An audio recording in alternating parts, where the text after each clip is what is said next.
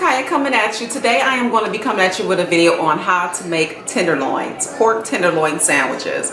A lot of people don't even know what that is in the South. When we first came down here, I was looking for some pork tenderloin sandwiches.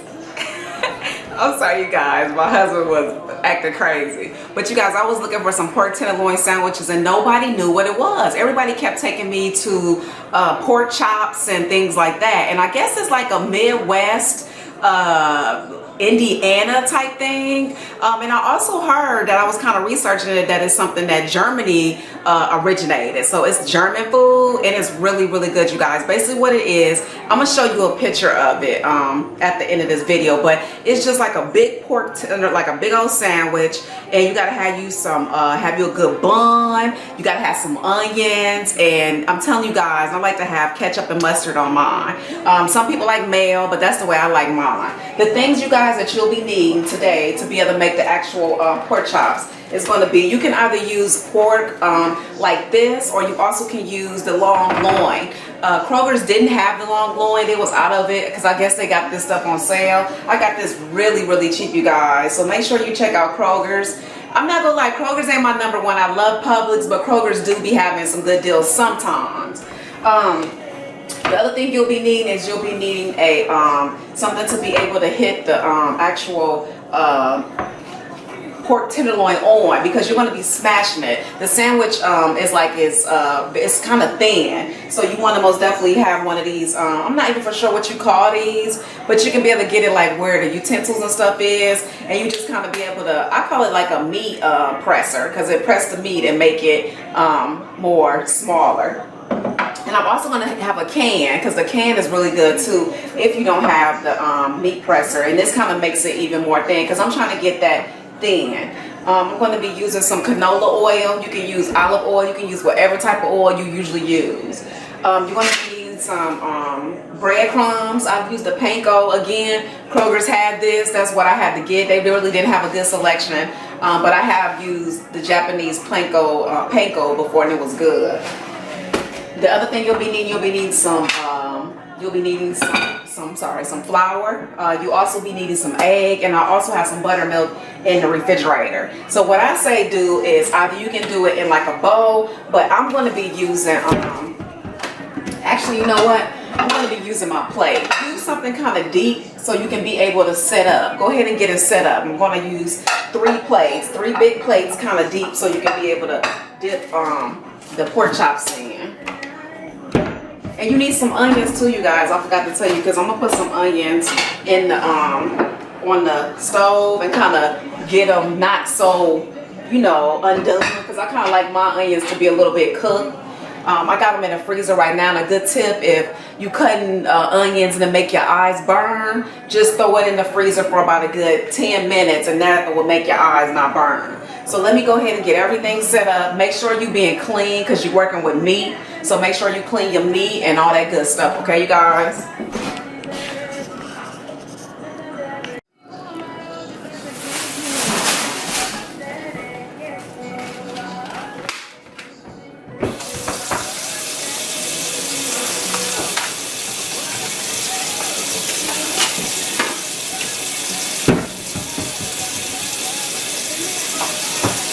Use like lukewarm water. Make sure your water is not too hot. Make sure it's not too cold.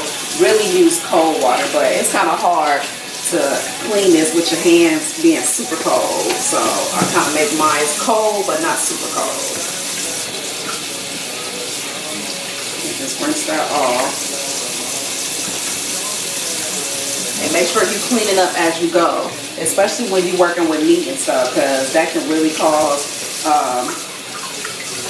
like bacteria and stuff. Always have paper towels handy and all that good stuff. I'm gonna put a little bit of seasoning salt on my pork chops. I usually don't, but I'm just a little bit, just to give it a little bit of because it's like my husband, he don't like things that's got a little bit of salt in it. He think it's salty, so I try not to put a whole lot of salt anyway. So okay, so with that being said, I'm gonna go ahead and put that over there. And now what we're going to do first, you guys, is you can either go ahead and get set up, or you can set up afterwards. You are going to be, put put that down just like that. So that's how you should have that. Let me get that close so you can see.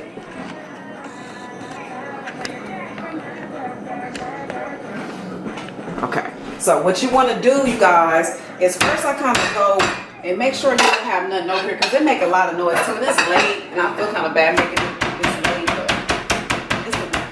so just kind of,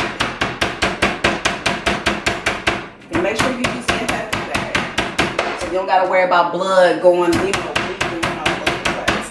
And try to get this as down, low, and tender as you can get it. And then turn it on the other side too.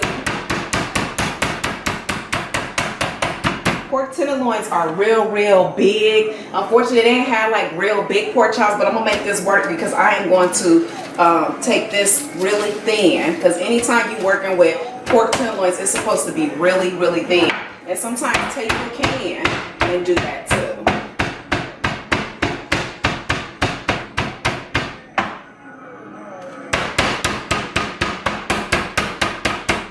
And it's good for frustration too. You got some frustration, take it out on you.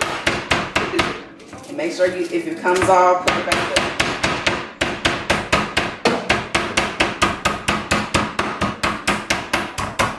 Okay.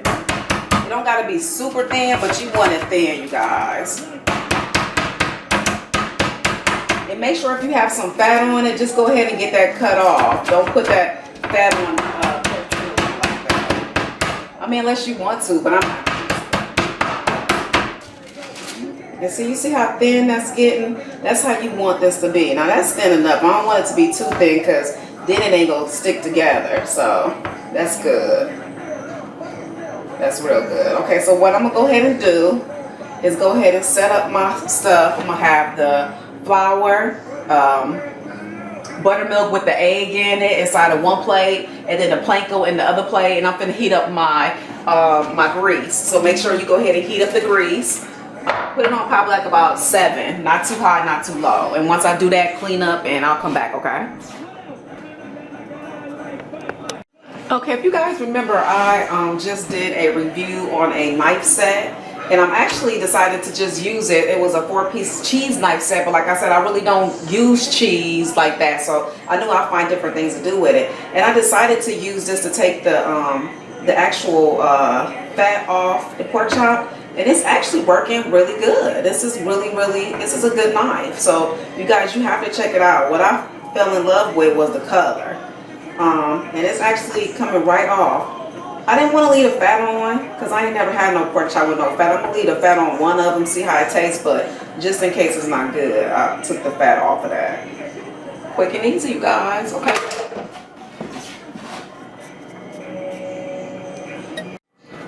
Okay, so I got the meat all pounded out and all that good stuff. Now I'm just prepping it, put everything in order. So what's going to be used first?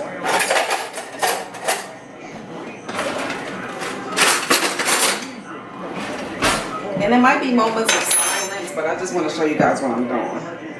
So just put some flour.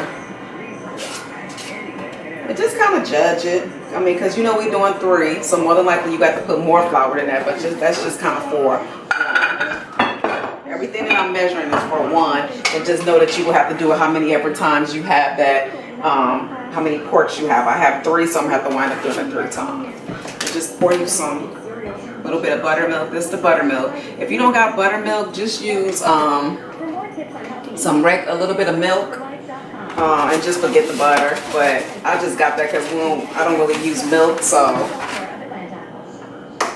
you just crack you an egg in there. Make sure you don't get no shells or nothing in there. Usually you should crack your egg inside of something. Don't just do what I did. Crack it inside like a freaking cup and then pour it over your other stuff, just in case you get some shells in it. Anytime you get shells in, you guys, you gotta throw it away or try to get the shells out because that's the worst. So I'm just gonna put 2 right there. And remember, you guys, you are cleaning up as you go. I make sure I clean up as I go. And just take this and whip this egg and milk together. And like I said, you guys, you might have to get more, you might need less. I don't never measure mine. You just kind of do it with your eyes. Just kind of get all that egg. And that's why I said it's good at doing it like kind of a deep plate, because if you just did it on a paper plate, you probably make a mess. And just be careful too. Okay. So I have my flour, egg wash, and this is going to be for over here. You can't see that, but I'm putting a little, setting up something for these breadcrumbs. And I kind of setting that up close to where I'll be putting my, where I'm putting it in the grease. So this is close to the stove. And I just kind of pour. I'm doing the same thing, you guys, just putting it in a deep plate. And then I got some more for access just in case I need some more. Go ahead and put up everything, clean up. And they don't need to clean up the flour and stuff, but don't leave your egg and milk out. You don't want to get sick. Okay, so what you're going to do first is go ahead and put it in the flour. Coat it nice. Make sure it's nice and coated. Okay. Then once you coat it in the flour, go ahead and put it in your egg wash. And now what you go do, you guys, you're going to have to put your breadcrumbs a little bit closer. You're going to do it clean. Okay, I'm going to take that. I'm going to put it inside of the breadcrumb mix. I don't want to put it on there. You probably are not getting the angle, but I'm putting it in the breadcrumb mix, mixing it up really good, making sure everything has breadcrumbs on it. And sometimes you might have to put it on a couple times, but you want the breadcrumbs to be, let me make sure I got that angle. Hold on, you guys, I'm going to clean my hands because I want to make sure I got that angle. You want to make sure you get all that panko seasoning on your sandwich. So hold on, I got to clean up.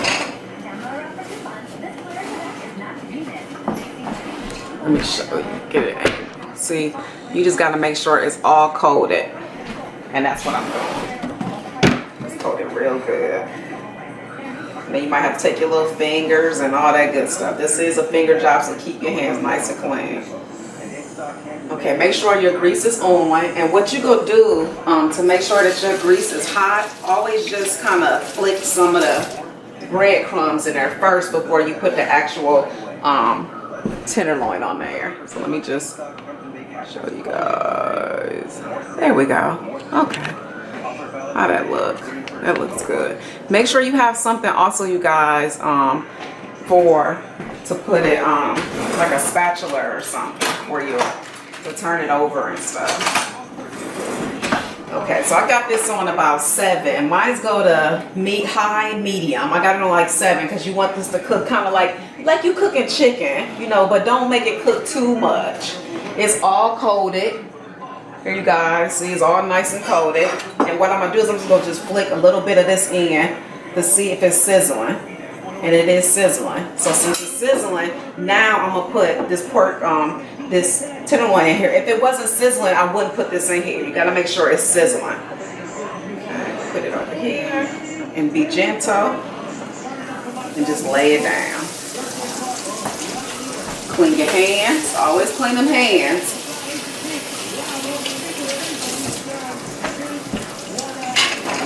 And I'm gonna get all this stuff cleaned up over here, you guys. It's just I wanted to show y'all because you gotta keep it clean. So you see how it's frying, and you can be able to tell when it needs to be turned over. Treat this just like you would if you was cooking some chicken. That's exactly what this will be like.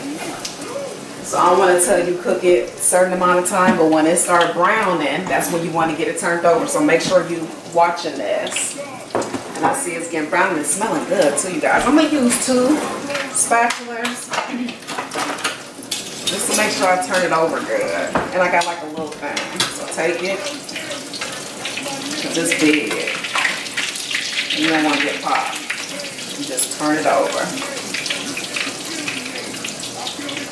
So make sure you're using 2 things because you do not want to get popped, you guys. Getting popped is not a freaking joke. Oh, it makes me so upset. Some liver popped me on my forehead and it still haven't been right. So you guys, I'm going to go ahead and let it get cooked. You see it's getting brown. Let both of the sides get brown. Do the same thing to each and every tenderloin. Once that's done, you just cook it, and then I'm gonna cook the onions, and I'll be back. Okay, so what you want to do is get you some paper towels and get you a plate. Not a paper plate, but a regular plate, because you're going to be dealing with hot grease and you don't want that paper plate to melt. Just kind of turn it over again. Be gentle. You don't want to get burnt or nothing like that. So turn it over gently. Let it cook up just a little bit more. And then it all depends on how dark you like things. I just want it just a little bit crispier on the other side.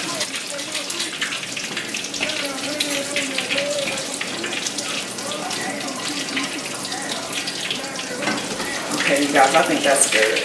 Yeah, that's good. Okay, so use both your things. Let the grease get off a little bit. And just go ahead and sit it on. And there you have it, you guys. I'm going to put this over here while I'm getting my other stuff all situated, just to keep the grease not getting all nasty. And there you have it, you guys. How to make a tenderloin.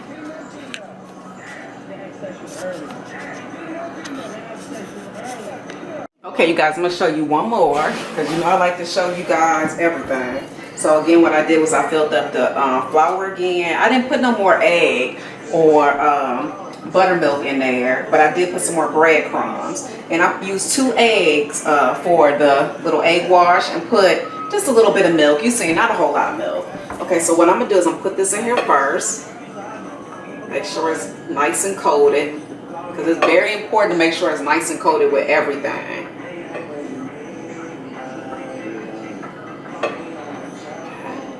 Now, kind of dust it off, lay it inside of the egg wash, get it nice and coated. Okay. And now what I'm going to do, you guys, I'm going to take this egg wash, and I'm going to dump it, lay it right on top, like I did the other stuff, of the breadcrumbs. And don't make no mess, y'all, because this breadcrumbs make a big old huge mess. Take it like that, get it all coated, nice and coated. And again, like I said, I took the skillet off the eye, because you don't want it to cook too much, because then your grease will get burned. So I'm going to go ahead and clean up, and once I clean up, you guys,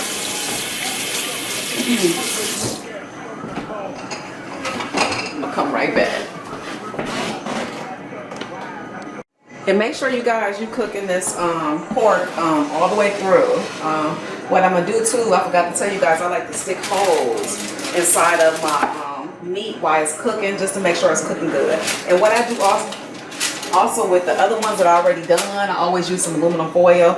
Again, use a regular plate and just aluminum foil that until you finish with the whole thing, just to keep it warm. Just take take this over here. Make sure it's nice and coated. It should be nice and coated everywhere. You want it coated everywhere. And if it's not, just go ahead and just put it on there. Okay, so now what I'm going to do, I'm going to make sure that grease is hot. Always make sure the grease is hot. Yep, it's hot. So I'm going to take it over here and lay it in there slowly. And be careful while you're doing this. Like I said, this is hot grease. You don't want nothing crazy to happen. So I'm going to go ahead and let that cook. Again, it's going to turn brown. Once it turns brown, you turn it on the other side. And make sure you're watching it, because you don't want it to burn. Okay, you guys, it's cooked. What I like to do, I told y'all, cook it on both sides twice. I wait till it's nice and brown, like this. It looks nice and good. Use your tongs as well as the spatula to help you get it out. Set the skillet over here and wait till you're done doing the rest of it, and then put it back over there, so again your grease won't burn. But again, here's some. There we go, you guys. That is tenderloin. So I'm going to show you, once I get all the condiments and stuff together, how the end result look, you guys. If this video helped you, if you will, please rate, comment, and subscribe. I got a bunch of different food videos as well as hair videos. I would love for you guys to check them out. I am having an event March 26th on how to crochet, weave, as well as make wigs. I'm going to put all the information in the video description box. I hope to see you guys there. Take care, you guys. Be blessed. Bye.